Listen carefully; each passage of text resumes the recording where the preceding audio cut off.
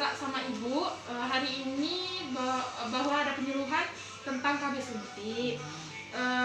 Untuk penyuluhannya saya sudah bawa bahan materinya tentang sebelumnya Bu, maaf mengganggu waktunya. Di sini saya akan memulai untuk penyuluhan tentang alat kontrasepsi suntik. Apakah ibu menggunakan alat kontrasepsi suntik? Tidak. Oh, jika tidak, baiklah saya akan menjelaskan sedikit tentang kontrasepsi suntik. Kontrasepsi merupakan bagian dari pelayanan kesehatan reproduksi bertujuan untuk mengatur kehamilan. Jadi, KB suntik ini bisa mencegah kehamilan. Salah satu cara untuk mencegah kehamilan itu ini saya akan jelaskan tentang KB suntik. Alat kontrasepsi adalah media yang digunakan untuk mencegah terjadinya kehamilan, berupa pil, suntik, dan alat yang dimasukkan dalam tubuh seperti implan, IUD. Kemudian ada pun tujuan untuk alat kontrasepsi suntik yaitu menunda kehamilan jangka pendek 1 bulan, 2 bulan, dan 3 bulan. Metode ini merupakan hormonal. Jadi kontrasepsi kerjanya bersifat hormonal. Pada dasarnya dibagi menjadi 2. Adapun kombinasi mengandung hormon progesteron dan esgeteron sintetik dan hanya berisi progesteron saja. Adapun faktor yang perlu diperhatikan dalam pemilihan metode kontrasepsi suntik ini, ibu harus memperhatikan faktor pasangan, yaitu pertama umur, gaya frekuensi, senggama, jumlah keluarga yang diinginkan, pengalaman dengan kontraseptum yang lalu, sikap kewanitaan dan sikap kepriaan. Untuk faktor kesehatan, status kesehatan, riwayat haid, riwayat keluarga, pemeriksaan fisik, dan pemeriksaan pajak. Adapun jenis kontrasepsi suntik yaitu ada KB suntik. Kontrasepsi hormonal dengan cara penggunaan disuntik secara IM atau suntik di bokong. Kontrasepsi zat hormonal yang terkandung dalam cairan suntik dapat mencegah kehamilan dalam waktu tertentu. Adapun cara kerjanya yaitu menekan ovulasi, mengentalkan lendir serviks sehingga menurunkan kemampuan penetrasi sperma menjadi lendir rahim tipis dan atrofi menghambat transportasi gamet atau tubal.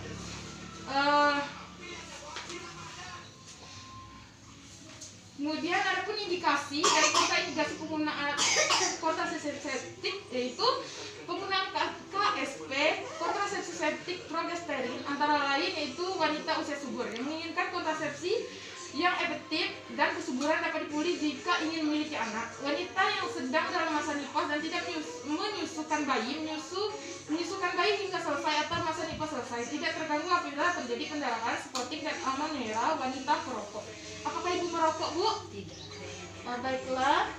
Kemudian ada pun kontraindikasi antara lain sedang hamil, mengalami pendarahan pervagina dengan sebab yang belum diketahui pastinya, atau pengidap CA mamae atau kanker payudara. KSP tidak dianjurkan digunakan wanita yang sedang menyusui kurang lebih 6 minggu pasca bersalin, mengalami hipotensi, contoh dalam dulu menderita atau pernah mengalami penyakit jantung iskemik, pernah stroke, DM, mengalami tumor hati. Ibu apakah ada penyakit riwayat seperti DM ataupun darah tinggi? Baiklah, saya lanjut. Untuk waktu penggunaan KSP, pemberian awal bisa dilakukan pada hari siklus haid 1-7 siklus haid. Setiap saat selama siklus haid di mana diyakini bahwa pasien sedang tidak hamil. Pada postpartum bisa dilakukan segera, tidak menyusui atau setelah 6 bulan jika menggunakan MLA. Kemudian penggunaan KSP, kontrasepsi suntik kombinasi dapat digunakan pada wanita pasca persalinan dan tidak menyusukan bayinya, dan pada wanita yang mengalami dysmenorrhea atau nyeri haid yang hebat. KSP tidak digunakan pada wanita hamil mengalami pendarahan pervagina yang belum diketahui penyebabnya, perokok usia di atas 35 tahun, riwayat penyakit jantung dan hipertensi, riwayat DM atau tromboyoli lebih dari 20 tahun, memiliki penyakit hati akut dan mengalami keganasan pada payudara. Cara penggunaan KSP ini diberikan secara IM, diberikan 4 minggu setelah penggunaan awal. Pemberian ulang dianjurkan untuk dilakukan 7 hari lebih awal. Jika terjadi kelembatan lebih dari 7 hari, tidak bersenggama atau menggunakan kondom, maka dapat diberikan suntik ulang. Waktu penggunaan awal bisa dilakukan dengan 7 hari pertama menstruasi. Setelah 7 hari menstruasi, jika belum melakukan senggama, adapun efek samping dari kontrasepsi suntik ini, Bu, satu-satunya kontrasepsi hormonal yaitu KB suntik ini kan. Jadi KB suntik ini bisa berefek samping seperti penambahan berat badan, mual, mayoritas dialami oleh pengguna suntik siklopen. Efek samping mual sering ditemukan pada 2-3 kali suntikan 10 hari pertama. Sekian materi hari ini. Bagaimana, apakah Ibu ada yang masih kurang ngerti dan ingin ditanya? Untuk KB suntik ini, Bu, itu terdiri dari berapa jenis? Untuk kontrasepsi suntik sendiri terbagi menjadi 2. KB suntik golongan progesterin dan deponoresteron, serta suntik kombinasi yang terdiri dari kombinasi progesterin dan egesteron. Komposisi suntik kombinasi terdiri dari 25 mg depomedrodoksi progesteron asetat dan 5 mg estradiol sipinoat dan 50 gram moretindron enantat dengan 5 mg erat. Mungkin itu ada jenis dari kontrasepsi suntik, Bu. Apakah Ibu mengerti? Jadi terus yang efek samping KB suntik tadi apa ya, Bu ya? Dari efek samping suntik KB suntik ini yaitu konsisten terkait dengan penambahan berat badan.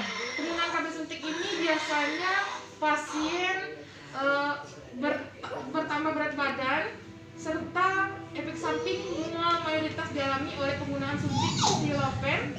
Efek samping mual sering ditemukan pada 2-3 kali suntikan 10 kali pertama. Bagaimana, Bu? Apakah Ibu mengerti? Baiklah, terima kasih. Bu, terima kasih atas waktunya. Baiklah, saya akan sedikit bertanya, Bu. Apakah Ibu ingat dari efek samping dari KB suntik ini? Efek samping dari KB suntik tadi itu penambahan berat badan dan mual. Oh, baik sekali, Bu. Terima kasih atas jawabannya. Terima kasih juga sudah memberikan waktu dan memperhatikan saya melakukan penyuluhan. Jika informasi itu dan ada yang ingin ditanyakan, silakan konsulkan kepada kami dan kontak yang telah saya beri. Maaf jika ada kesalahan. Terima kasih atas waktunya. Wassalamualaikum warahmatullahi wabarakatuh. Terima kasih, Bu ya. Saya pamit.